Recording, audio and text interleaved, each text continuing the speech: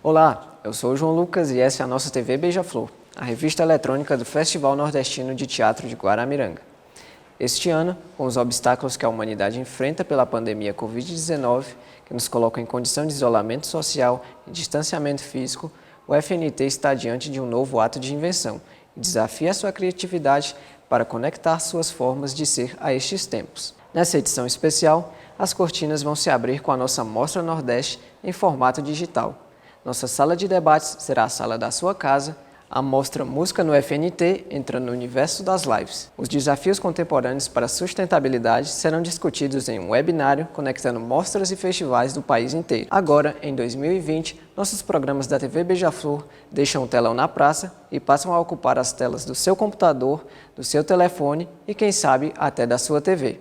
É que o teatro ganhou um novo palco, um palco virtual, que exigiu dos artistas vencer os desafios reais de sempre e encontrar outras possibilidades de trocas e encontros. Com 27 anos de história, nossa programação recebeu tantos e tão diferentes teatros que muita gente até poderia pensar que já não fosse possível se deparar com nenhuma novidade. Felizmente, estávamos todos enganados. Quem aí imaginou que pudesse assistir a um espetáculo por um aplicativo de mensagem? Para nossa sorte, o teatro sempre surpreende.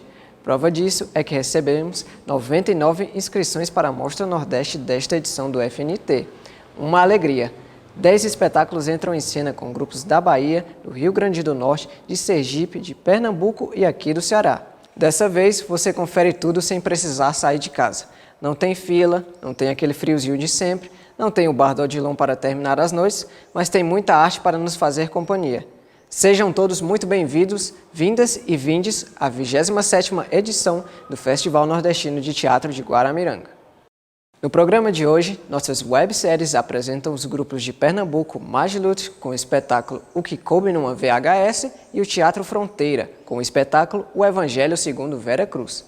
Guaramiranga, a cidade do FNT e uma homenagem aos 50 anos de Ricardo Guilherme. Teatro virtual, web teatro, teatro online. Simplesmente teatro. Em meio à série de mudanças e limitações impostas pela pandemia Covid-19, o teatro acabou por encontrar um novo espaço de expressão. Talvez, daqui a um tempo, essa criação que ocupou as telas seja um formato tão comum como tantos outros que a gente já conhece, experimenta e aplaude. Talvez. O fato é que o Festival de Teatro de Guaramiranga não teria como deixar essa produção de fora em sua edição de 2020, uma edição que seguirá estações para ser possível. Começamos nossa viagem com uma Mostra Nordeste especial. Pela primeira vez, Guaramiranga não será nosso único palco. Estamos no mundo. Como sempre, apresentando toda a diversidade e inventividade de teatros do Nordeste brasileiro. 10 produções de 5 diferentes estados entram em cena, no elogio à resistência, à criatividade. O público vai poder conferir montagens que nasceram de proposições presenciais e migraram para as plataformas digitais. Vai conferir ainda experiências que se organizaram agora, como enfrentamento a tudo isso que 2020 nos impôs. E vai também ver trabalhos que estão por acaso na internet. E logo, logo, porque isso irá passar, vão se transformar para encontrar outros palcos. Será teatro. E se você fosse ao teatro e se desse conta de que é o único espectador na plateia? E se de repente você fosse provado pelos artistas a participar de forma mais ativa na construção do espetáculo que imaginou apenas assistir? Eis a provocação do grupo Majlut de Recife, Pernambuco, para Tudo que Coube numa VHS, que estreou em maio. A experiência de uma delicadeza extraordinária explora diversas plataformas de comunicação, tendo como base um roteiro dramatúrgico de Giordano Castro. Bem, o Grupo Majlut é um grupo de teatro daqui de Recife, fundado há 16 anos, num encontro de alunos dentro da Universidade Federal de Pernambuco, um curso de licenciatura em artes cênicas. Esses alunos que tinham um interesse muito maior pela linha de bacharelado, por estar em palco, por estar em cena, do que estar nas salas de aula dando aula. Esse grupo ele surge quase como um laboratório de pesquisa para a gente naquele momento, colocar em prática aquilo que a gente via na universidade enquanto teoria. Depois, naturalmente, as pesquisas do grupo foi ganhando um outro caminho, ganhando uma nova busca, ganhando novos interesses.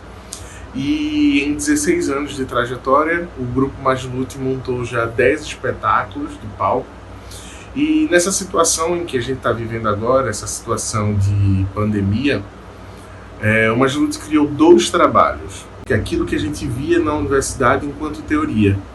Depois, naturalmente, as pesquisas do grupo foi ganhando um outro caminho, ganhando uma nova busca, ganhando novos interesses.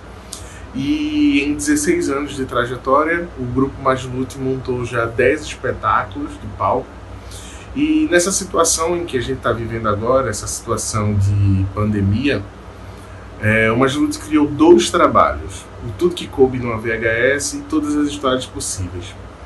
Foram trabalhos que surgiram de uma questão emergencial, que era uma questão de sobrevivência, para que nós, enquanto grupo, enquanto artistas, continuasse vivendo e trabalhando do nosso ofício, daquilo que a gente sabe fazer. Esses dois trabalhos eles estão tendo um relativo sucesso e tem colocado o Majlute nesse momento num outro campo de pesquisa, num outro lugar de criação. E tem sido muito gratificante fazer esses dois trabalhos nesse momento. Com texto e direção de Rodrigo Dourado, o Evangelho segundo Vera Cruz é a produção mais recente do Grupo Teatro de Fronteira, de Recife. A peça, recém-estreada pela companhia, tem como eixo o próprio teatro enquanto fala de liberdade e de poesia. A montagem recupera o episódio de censura ao espetáculo O Evangelho segundo Jesus, Rainha do Céu, em que a atriz Renata Carvalho interpreta Jesus para discutir a perseguição e a violência contra a população transgênera. Eu sou Rodrigo Dourado, sou diretor do Teatro Fronteira, diretor fundador também do Teatro Fronteira. Oi, eu sou Rodrigo Cavalcante, produtor do grupo e ator também do Teatro de Fronteira. Oi, eu sou Jailton Júnior, eu sou ator do grupo de Teatro de Fronteira. Oi, eu sou Joy Andrade, eu sou atriz no grupo do Teatro de Fronteira. O Teatro Fronteira é um grupo do Recife, Pernambuco, surgiu em 2010. É um grupo que nasceu com um espetáculo chamado Chat, um texto do venezuelano, Gustavo Ott, que foi traduzido e montado de forma inédita no Brasil, e desde o início o grupo tinha a pretensão de trabalhar com temas contemporâneos, questões contemporâneas. Então a primeira peça já tratava curiosamente, a primeira peça tratava desse universo online, desse universo digital, os conflitos que a internet trouxe para o mundo contemporâneo.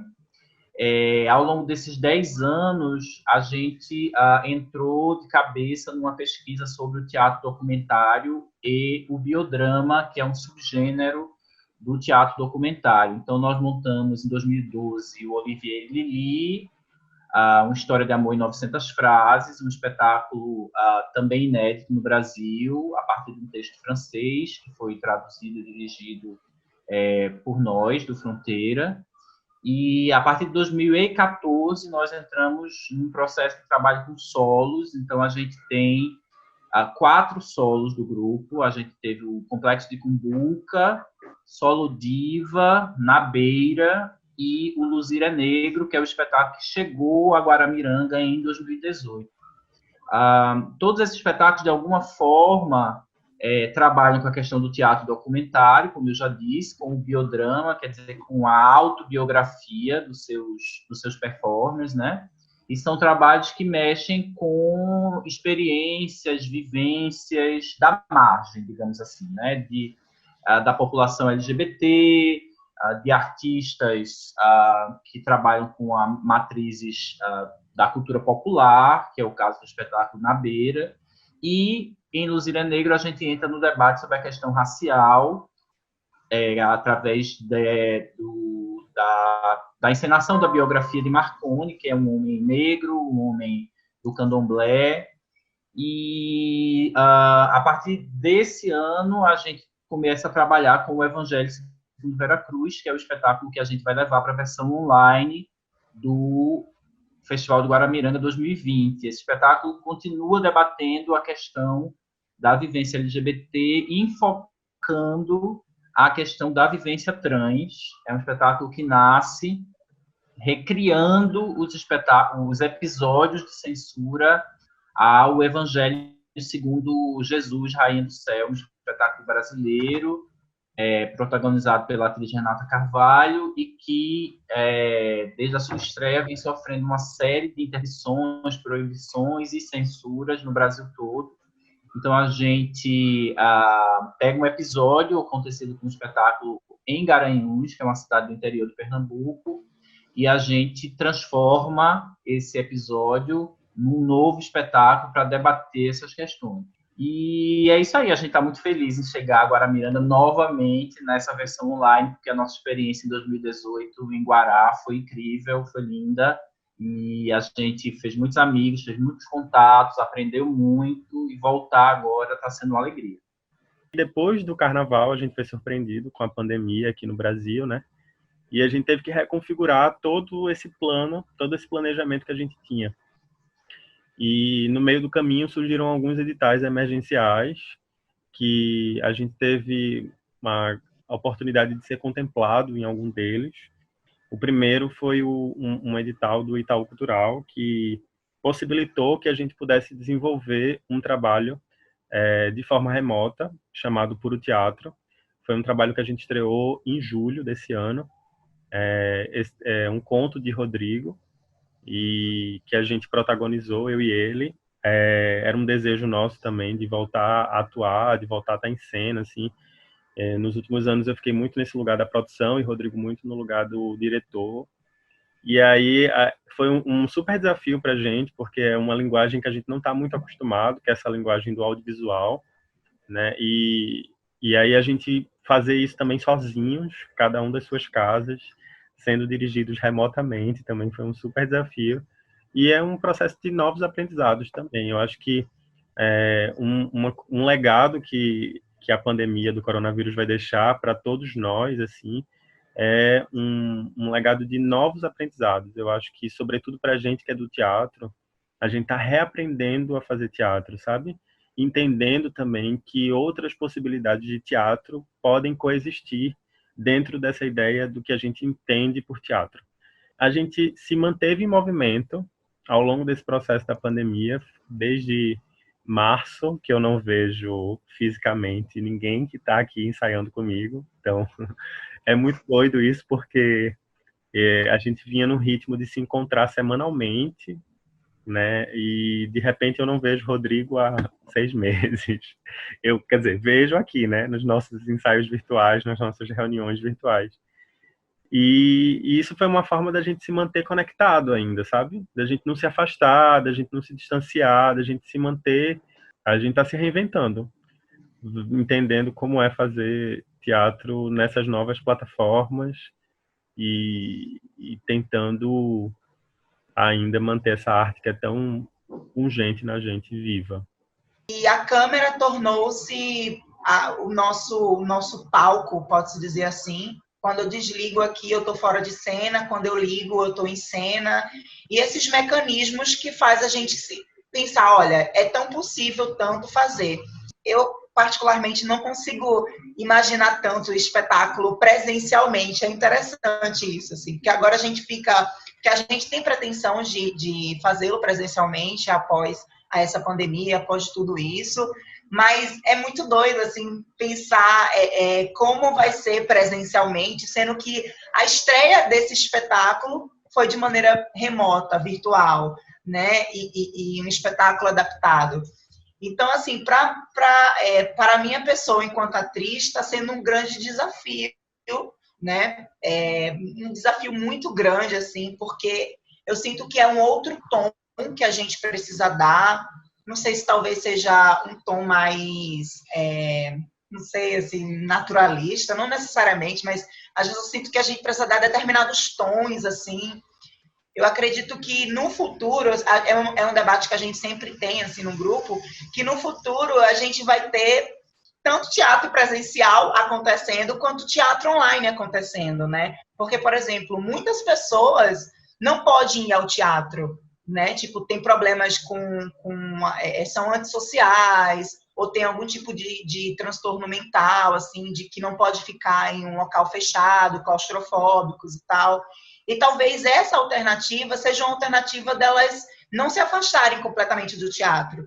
Então, elas têm a opção de ver teatro na sua casa, no conforto do seu lar, assim, e é tão teatro quanto um teatro presencial. É uma descoberta tanto do público como dos grupos que estão fazendo, assim. Então, quando a gente começou a fazer os nossos ensaios, a gente entrou nesse processo que o Joey falou de descoberta, né? Assim, descoberta das possibilidades, como a gente vai transformar esse teatro que a gente fazia, pelo menos o grupo fazia, que era analógico, né? Assim, esse teatro fora das redes, e colocar esse jogo teatral, essa presença que o teatro exige de forma dilatada, de forma espaçada, de forma conectada com outras pessoas através da internet, né? Assim, e foi uma descoberta muito saborosa para a gente, porque a gente sente o arrepio da cena, a gente sente o jogo cênico acontecendo, a gente percebe que não é algo frio, não é morno, não é como se imagina, né? Que uma conexão de internet, uma conexão via plataformas online pode ser, né? Assim, a gente teve a experiência das primeiras apresentações e eu diria até que o público participou ainda mais do que o teatro presencial, né? Assim, talvez por a gente estar nessa coisa online, as pessoas elas se sentem mais protegidas e participam mais, falam mais as opiniões delas, né? Quase como um Twitter. Então,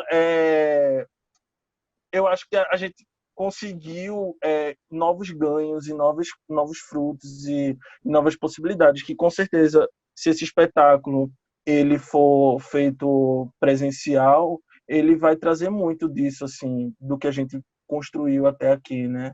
Mesmo a gente no palco, carregando os nossos relicários, as nossas memórias, os nossos objetinhos de casa, não é a mesma coisa da gente estar fazendo no quarto da gente, né? No nosso espaço da nossa casa, né? Assim, as pessoas veem até o que a gente não queria ver, as pessoas que a gente não queria mostrar, né? Por exemplo, a minha mãe entrando no quarto, a minha família, que não tem essa relação direta com a arte que eu estou fazendo aqui, mas que faz parte, né, agora. Ao longo de 26 anos de história, o Festival Nordestino de Teatro de Guaramiranga transformou uma das menores cidades do Ceará num dos palcos mais potentes e criativos do Brasil, extrapolando os limites de uma programação de caráter meramente artístico e se assumindo como espaço para a troca de saberes, uma espécie de escola a céu aberto. Ao longo de sua história, o festival tem contribuído com a formação de novos públicos para as artes. Convido você a conferir uma conversa que realizamos com o público do festival. Sei lá, a gente tem muito prazer de ver, né? De assistir, e quando é tempo de festival, todo mundo se acorda cedo para fazer suas atividades de casa, para correr para ver, né? A senhora gosta de assistir? Ah, meu Deus, se gosta. Conta como é que é. Ai, meu Deus, é bom demais, viu? O Festival de Teatro, ele acaba por parar, de certa forma, assim, a cidade, né? Pois é um momento em que a cidade ela se prepara para receber essas atrações teatrais e receber também os turistas, né? O festival fez parte da minha construção do que eu sou hoje, né? Eu aprendi muito vendo as cenas que os grupos preparam e, de certa forma, com o festival de teatro, a gente acaba valorizando bastante a arte e a cultura. Foi muito importante para mim no aspecto por fazer parte desde criança do festival, sabe? Eu tenho memórias ainda dessa praça lotada com meus amigos, se divertindo, brincando e criando uma memória, sabe? E me motivou a querer sempre estar nesse meio, estar engajado, estar querendo, procurando, conhecendo, sabe? Eu gosto das apresentações deles, que eles fazem coisas muito engraçadas. E eu também gosto das apresentações. Eu gosto de tudo que eles fazem. Parece que eu gostava mais de assistir era assim, de guerra, guerrilha. Gostei muito daquilo que eu assistindo aqui no Teatro Pequeno. Era uma revolução no tempo do regime militar, o grupo revolucionário contra a repressão. Era uma palhaça que ela não sabia quase não falar. Aí o outro palhaço pediu para ela beber água de rio porque ele disse que iria passar. Mas só que sempre que ele ia dar água para ele, ele dizia que estava com sede e bebia a água dela. Mas até hoje eu lembro dessa apresentação. A minha irmã, que também veio assistir comigo, até hoje ela lembra também desses momentos da peça. Todo teatro ele riu bastante. Eu gosto de peças que trazem a questão também do humor. A cidade fica movimentada, as pessoas querem participar, as pessoas querem assistir. De qualquer forma, todo mundo quer participar. Para nós é o maior tempo de lazer. Eu gosto do final. No final eles se despedem do jeito engraçado. Traz muito conhecimento, traz muita gente dentro da cidade. Eu acho que é de tudo um pouco, né? Vai desde a entrega dos ingressos na fila, até o momento aqui da celebração aqui, né? Que a gente se para e assiste às apresentações. A gente também tem bastante contato assim, com outras pessoas de diversas culturas diferentes, então a gente acaba conhecendo e aprendendo bastante com essas outras pessoas.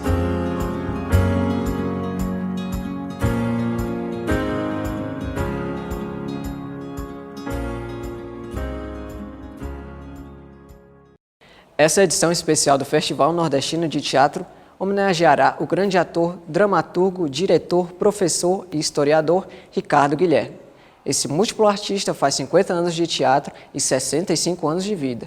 Um viva a Ricardo Guilherme, por sua trajetória que tanto arrebatou plateias de espectadores, como atuou para plateias de alunos, que com seu pensamento criou teorias, técnicas, além da ética e da poética, para a formação teatral, com o experimento cênico e para o diálogo com o mundo. Para essa homenagem, convidamos atrizes e atores que darão vida a trechos de textos do autor. Confira as performances e vamos fazer juntos, através do verbo e do ato, realizar esse Viva Ricardo Guilherme. Bem, falar do Ricardo Guilherme é bem especial, porque o Ricardo é, acima de qualquer coisa, uma referência para mim, uma grande referência. E eu lembro que, quando eu conheci o Ricardo pela primeira vez, foi logo quando eu comecei a fazer teatro, meio que no final da década de 90, e quando eu comecei a circular no meio das pessoas, sempre eu escutava o nome do Ricardo, né, como essa grande referência, esse grande ator. E eu fiquei muito curioso para vê-lo em cena, né, que eu ouvia falar dele, às vezes eu ouvia em alguns lugares, alguns bares que eu frequentava, e eu tinha sempre aquela admiração, né, já pela figura dele, e quando eu o vi em cena com o Bravíssimo, que foi o primeiro espetáculo que eu vi dele, né, o Bravíssimo, que foi... Eu assisti no Centro de Convenções, na época, aquele antigo Centro de Convenções, e eu lembro que eu saí muito impressionado do teatro, mas muito impressionado mesmo, pensando sobre essa coisa da técnica, do ator, que ele é um ator virtuoso também, dessa faceta que ele tem com a voz, de modulações vocais também. Eu saí muito impressionado com o Ricardo. E daí eu fiquei muito interessado em sempre estar vendo o que ele estaria produzindo. Até que eu me aproximei do Carlos Cardoso, que é um amigo, um grande parceiro do Ricardo Guilherme também, na época do Teatro Radical, que o Carlos é diretor também, dramaturgo, e tinha uma parceria com o Ricardo, Eugênia, Gil Brandão, Suzy Hélida, eles formavam ali os Radicais, e eu me aproximei do Carlos Cardoso através do Festival de Sketches, e num determinado momento o Ricardo ia estrear a Divina Comédia, de Dante Moacir. Aí o Carlos me disse: Yuri, o Ricardo quer falar contigo. Eu, como assim? O Ricardo quer falar comigo? Eu falei, ele quer falar contigo, assim, o que é que ele quer? Eu já fiquei todo, né, aquela coisa do fã,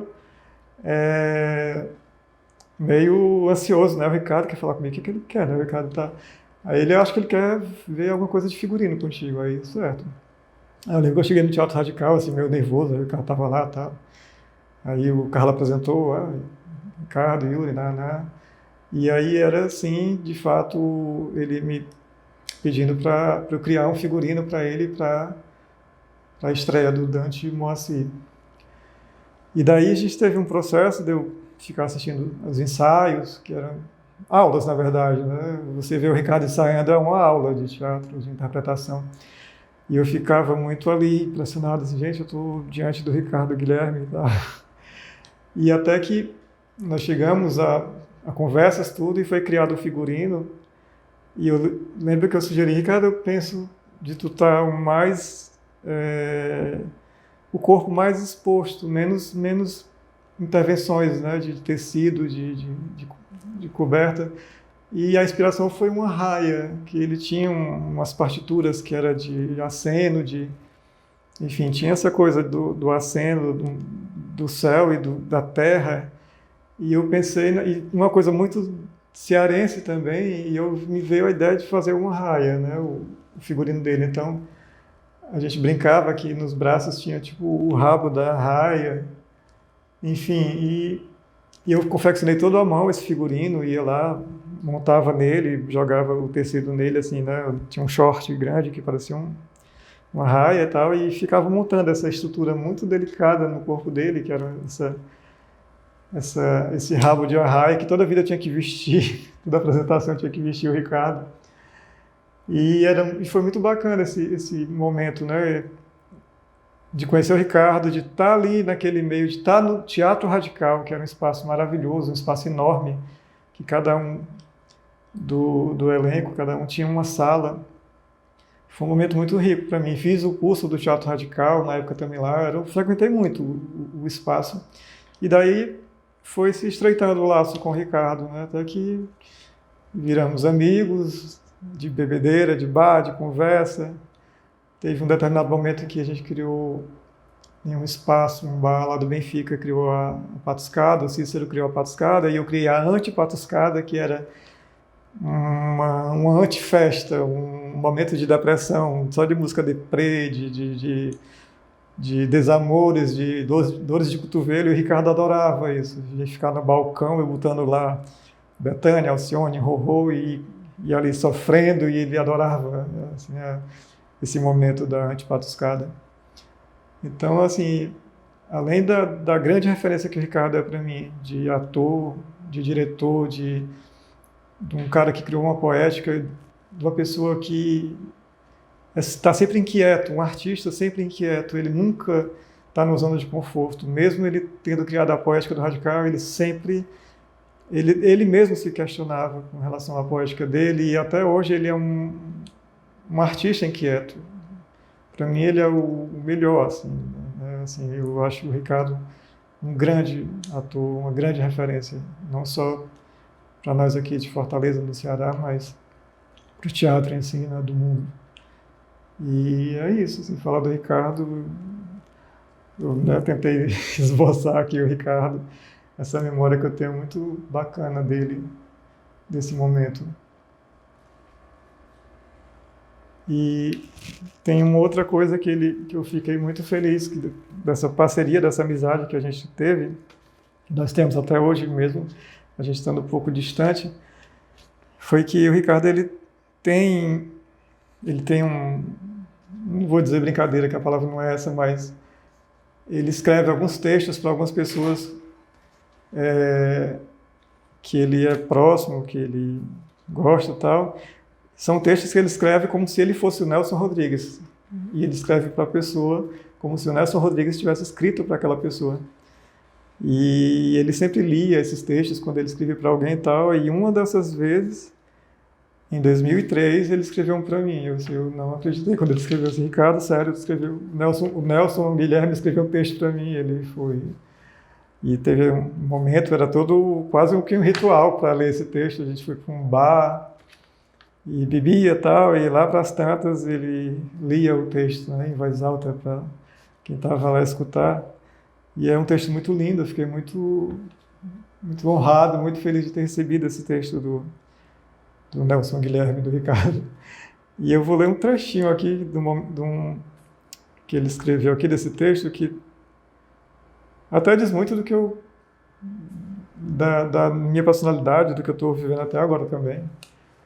Que ele me chama de geisha ciclotímica, né? Que eu sou muito essa pessoa que oscila demais nos sentimentos, né? Então, eu acho muito a minha cara isso aqui. Vou tentar ler, vou gaguejar, vou errar, mas enfim.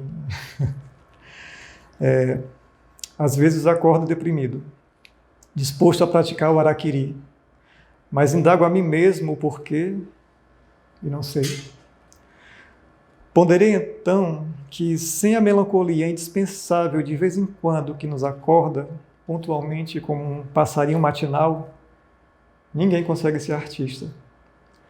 Assim como as plantas se alimentam de luz, os artistas hão de eternamente se alimentar de uma incompreensível depressão e de uma certa fúria obtusa que gera uma sensação de impotência e de desentendimento do mundo. Ainda com a sua tradicional e imaculada maquiagem de mímico, o Yuri apenas suspirou e sorriu sem mostrar os dentes. Em seguida, de frente ao espelho, chorou, completamente nu, em silêncio. É isso, Ricardo e Guilherme. Um grande abraço, saudade de ti e vamos nos ver por aí, tá bom? Um beijo, meu querido.